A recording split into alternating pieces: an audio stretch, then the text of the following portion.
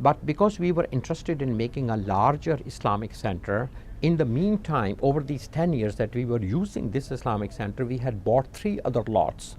I think they were on 12th Avenue.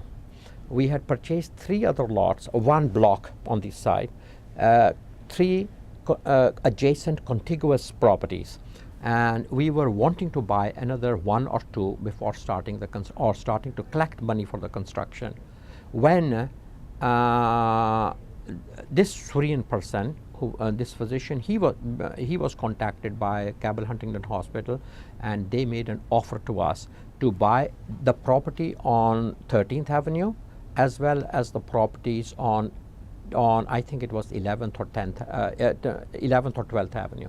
They decided to make an offer to us for all those property. Yeah, it is very close to the hospital, and the hospital actually purchased the properties from us. As to what they did afterwards, because they were buying all properties in the vicinity, they sort of wanted to rearrange the neighborhood. So as to whether it is built on our lot or in the adjacent lot, that I can't really tell.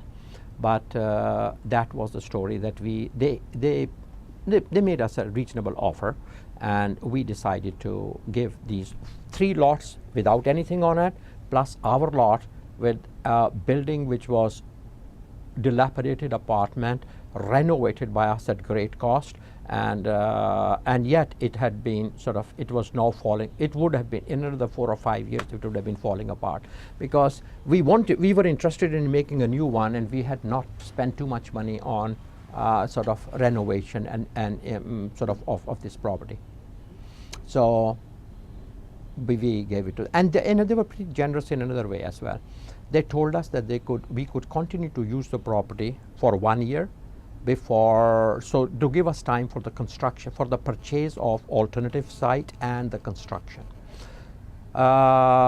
We were rather did not take life seriously, and after 2 years they had to give us a notice saying, please, we gave you 1 year, more than 1 year has passed, would you think in terms of moving before we boot you? So we purchased this property, which is where the Islamic Center is built now. We purchased it with 2 dilapidated buildings on it, plus 1 lot which had nothing. But within a short time of purchase, or just before the purchase, the land was cleared. And we gave this there was a very good architect from, I think he's in Tennessee. He and his wife are both architects. This person, his wife is from India, she's a Muslim, and he's a convert to Islam. And he has designed about 6 or 7 different Islamic centers. He had already done work on 6 or 7 when we contacted him, and he did the design for the Islamic Center. He, as a matter of fact, made at least 4 or 5 visits to here while it was in construction, to make sure that it was going according to his, and sometimes the builder wanted his input into how to do things.